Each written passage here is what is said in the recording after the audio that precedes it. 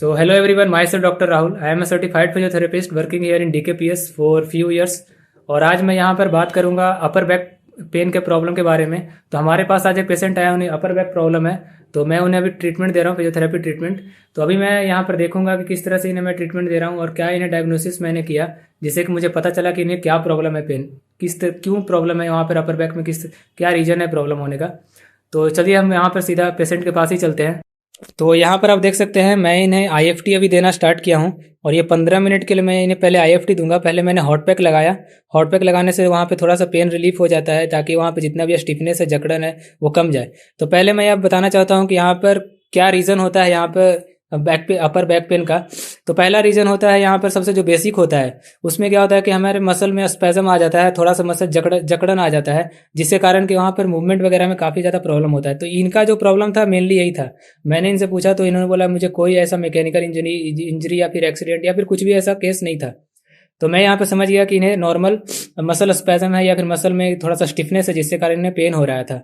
तो मैंने यहाँ पे आईएफटी यूज़ करने के पहले मैंने हॉट पैक यूज़ किया। काफ़ी लोग इस पे हॉट पैक यूज़ नहीं करते हैं, डायरेक्ट आईएफटी मॉड्युलेटिज लगाने लगते हैं। तो पहले हॉट पैक यूज़ करना इसलिए चाहिए 5 मिनट के लिए या 10 मिनट के लिए हॉट पैक देना चाहिए, ताकि वहाँ पर जितना भी स्टिफनेस है, ब्लड सर्कुलेशन है, वो फिर से नॉर्मल हो जाए।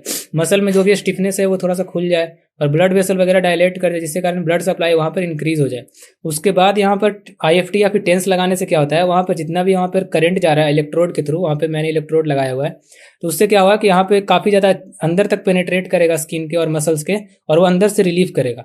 तो इसीलिए यहाँ पर मैंने आईएफटी लगाया दूसरी बार, मतलब कि हॉट पैक के बाद। और यहाँ पर ये 15 मिनट के लिए मैं इन्हें आईएफटी दूंगा।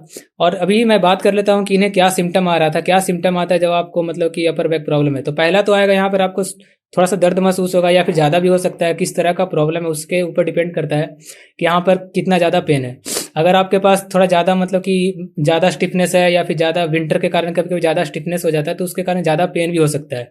ज़्यादा पेन होने का सेंस आपको क्या पता चलेगा, अगर आप अपना हाथ मूव कर रहे हो ना, तो आपको बैक में पेन आएगा। इसका मतलब क्या हो रहा है कि मसल वहाँ पे टेंशन है, मसल टेंशन है, जिसके कारण कि मसल वहाँ पे सही तरीके से आपका मूव नहीं कर पा रहा है, और जकड़न होने के कारण जब भी वो खींचता है तो वहाँ पे पेन होता है। तो ये पहला होगा। और कई कई बार देखा जाता है कि वहाँ पर इन्फ्लामेशन या फिर सूजन भी हो जाता है। तो सूजन को कम करने के लिए वहाँ पर कोल्ड पैक आपको लेना चाहिए, जो कि रिकमेंडेड होता है। कोल्ड पैक से थोड़ा सूजन कमेगा, पेन भी कमता है। तो ये आपका मेनली सिम्टम ये ज़्यादा नहीं आता है, बस दर्द का रहेगा और थोड़ा वहाँ पर इन्फ्लामेशन रहेगा। तो इससे क्या होता है, पता चल जाता है कि हाँ हमारे मसल्स में प्रॉब्लम हो रहा है बैक में। ये कहीं भी हो सकता है, अपर बैक या लोअर बैक कहीं भी, या फिर बॉडी किसी पार्ट में हो सकता है। तो ये बेसिक सिम्टम होता है स्टिफनेस का और स्ट्रेन का, जिसे मसल स्ट्रेन कहते हैं।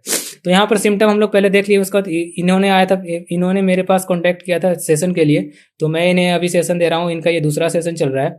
तो ये क्या होता है, कभी कभी मतलब डिपेंड करता है कि आपको प्रॉब्लम है उस पे सेशन पे 2-3 सेशन या फिर हो सके 5-6-7 सेशन तक जा सकता है। तो ये इनके कॉम्प्लिकेशन पे डिपेंड करता है। इन्हें मैं अभी दूसरा सेशन दे रहा हूँ और काफ़ी ज़्यादा रिलीफ है।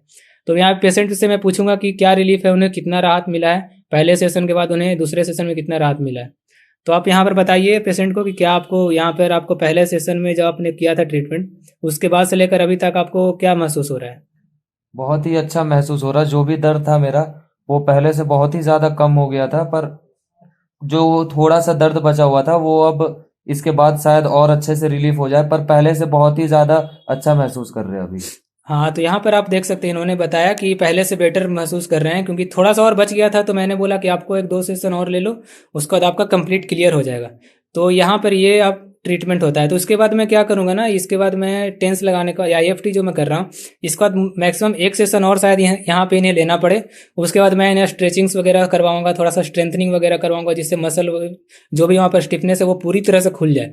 स्ट्रेचिंग से क्या होता है ना कि ये मशीन आपको मतलब कि पेन वगैरह रिलीफ करवा देगा, थोड़ा सा मसल को वहाँ पे रिलैक्स करवा देगा। लेकिन स्ट्रेचिंग क्या होता है, ये जो बचा हुआ 20-30% जो भी मसल स्पेज़म बचा है ना, उसे पूरी तरह से रिलीज कर देगा। क्योंकि जब आप एक्सरसाइज करते हो, स्ट्रेचिंग वगैरह करते हो, तो मसल में जो टेंशन आता है, वो जो नॉर्मल कंडीशन होता है मसल का जो कॉन्ट्रैक्ट और रिलैक्स करने का, वो अपने स्टेट में आना चाहता है।